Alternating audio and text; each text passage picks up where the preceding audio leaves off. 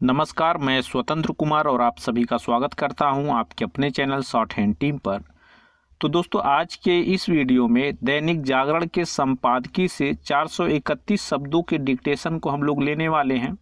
इसे हम लोग दो अलग अलग स्पीड में लेंगे। पहली बार में इसे हम लोग 70 शब्द प्रति मिनट की गति से लेंगे। दूसरी और आखिरी बार में इसी डिक्टेशन को हम लोग 80 शब्द प्रति मिनट की स्पीड में लेंगे।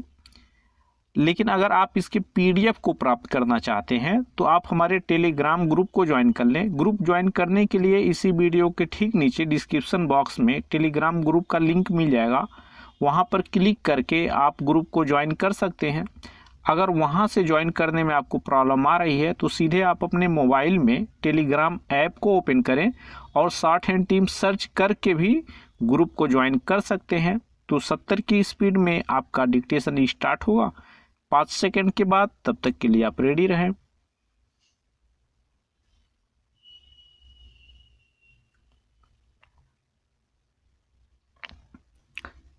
स्टार्ट। भारत ने मजहबी कट्टरता और जिहादी आतंकवाद से जूझ रहे फ्रांस के साथ एकजुटता प्रदर्शित कर इसलिए सही किया क्योंकि पाकिस्तान और तुर्की जैसे देश फ्रांस सरकार के रवैये से असहमति जताने के नाम पर धार्मिक अतिवाद को खाद पानी देने का काम कर रहे हैं। मलेशिया के पूर्व प्रधानमंत्री महातिर मोहम्मद ने ट्विटर पर जिस तरह जहर उगला उससे यही पता चलता है कि मजहब की आड़ में किस तरह नफरत और उन्माद फैलाने का काम किया जा रहा है। ट्विटर ने उनके जहरीले ट्वीट को तो हटा दिया, लेकिन अभिव्यक्ति की स्वतंत्रता के नाम पर उनके अकाउंट को बनाए रखा। यह रवैया मजहबी कट्टरता के खिलाफ लड़ी जा रही लड़ाई को कमज़ोर करने वाला है। इसकी अनदेखी नहीं की जा सकती कि चाहे पाकिस्तानी प्रधानमंत्री इमरान खान हो या तुर्की के राष्ट्रपति एर्दोगन या फिर महातिर मोहम्मद, इनमें से किसी ने पेरिस में शिक्षक का गला काटने की खौफनाक घटना के खिलाफ तो कुछ नहीं कहा, लेकिन फ्रांसीसी उत्पादों के बहिष्कार की मांग को हवा देने के लिए आगे आ गए। ओसामा बिन लादेन को शहीद बताने वाले इमरान और चर्च को मस्जिद में बदलने वाले एर्दोगन जैसे नेता कभी भी इस्लाम के अमन पसंद रूप को उभारने में सहायक नहीं बन सकते। निसंदेह फ्रांस को अपने पंथ निरपेक्ष मूल्यों की रक्षा करने और उन पर प्रतिबद्ध रहने का अधिकार है, लेकिन उसे मुहम्मद साहब के व्यंग्य चित्र सार्वजनिक रूप से दिखाने जैसी गतिविधियों से बचना चाहिए। यह अतिवाद से लड़ने का सही तरीका नहीं कहा जा सकता, लेकिन इसका यह मतलब भी नहीं कि इस तरीके से असहमत होने के नाम पर कुछ और लोगों के सिर कलम कर दिए जाएं। फ्रांस में यही हुआ। यह आतंकवाद के अलावा और कुछ नहीं।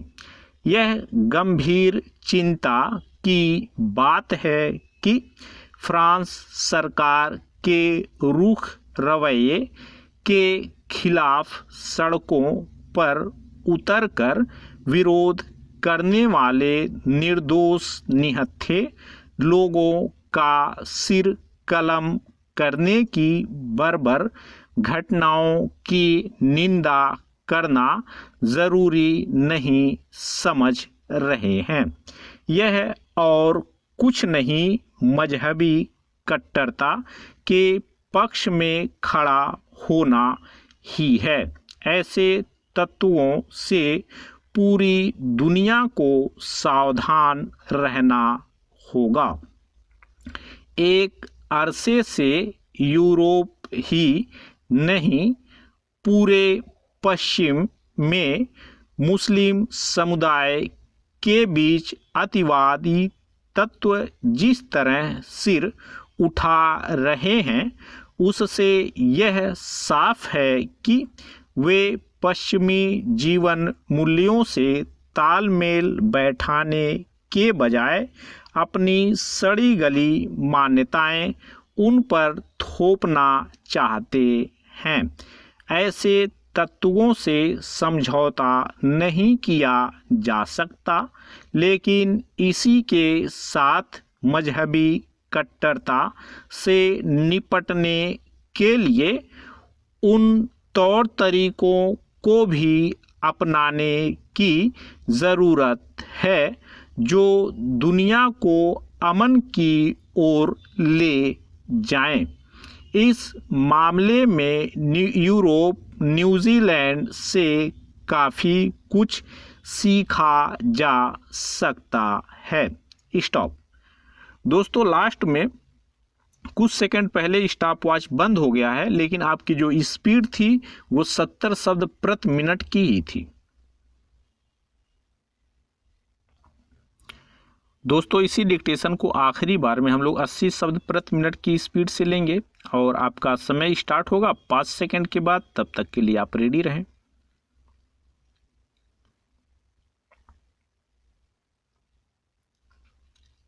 स्टार्ट। भारत ने मजहबी कट्टरता और जिहादी आतंकवाद से जूझ रहे फ्रांस के साथ एकजुटता प्रदर्शित कर इसलिए सही किया क्योंकि पाकिस्तान और तुर्की जैसे देश फ्रांस सरकार के रवैये से असहमति जताने के नाम पर धार्मिक अतिवाद को खाद पानी देने का काम कर रहे हैं।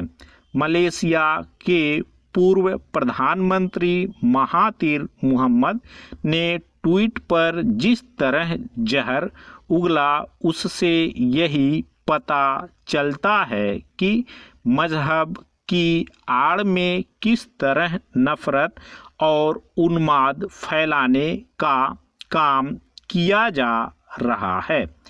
ट्विटर ने उनके जहरीले ट्वीट को तो हटा दिया, लेकिन अभिव्यक्ति की स्वतंत्रता के नाम पर उनके अकाउंट को बनाए रखा।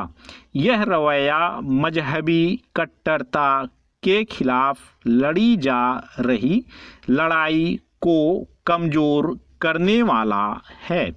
इसकी अनदेखी नहीं की जा सकती कि चाहे पाकिस्तानी प्रधानमंत्री इमरान खान हो या तुर्की के राष्ट्रपति एर्दोगन या फिर महातिर मोहम्मद, इनमें से किसी ने पेरिस में शिक्षक का गला काटने की खौफनाक घटना के खिलाफ तो कुछ नहीं कहा, लेकिन फ्रांसीसी उत्पादों के बहिष्कार की मांग को हवा देने के लिए आगे आ गए। ओसामा बिन लादेन को शहीद बताने वाले इमरान और चर्च को मस्जिद में बदलने वाले एर्दोगन जैसे नेता कभी भी इस्लाम के अमन पसंद रूप को उभारने में सहायक नहीं बन सकते। निसंदेह फ्रांस को अपने पंथ निरपेक्ष मूल्यों की रक्षा करने और उन पर प्रतिबद्ध रहने का अधिकार है, लेकिन उसे मोहम्मद साहब के व्यंग्य चित्र सार्वजनिक रूप से दिखाने जैसी गतिविधियों से बचना चाहिए। यह अतिवाद से लड़ने का सही तरीका नहीं कहा जा सकता, लेकिन इसका यह मतलब भी नहीं कि इस तरीके से असहमत होने के नाम पर कुछ और लोगों के सिर कलम कर दिए जाएं। फ्रांस में यही हुआ। यह आतंकवाद के अलावा और कुछ नहीं।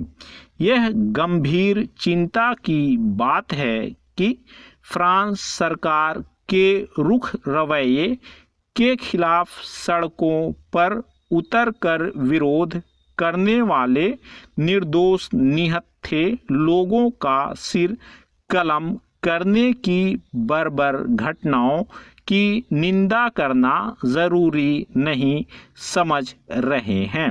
यह और कुछ नहीं, मजहबी कट्टरता के पक्ष में खड़ा होना ही है। ऐसे तत्वों से पूरी दुनिया को सावधान रहना होगा।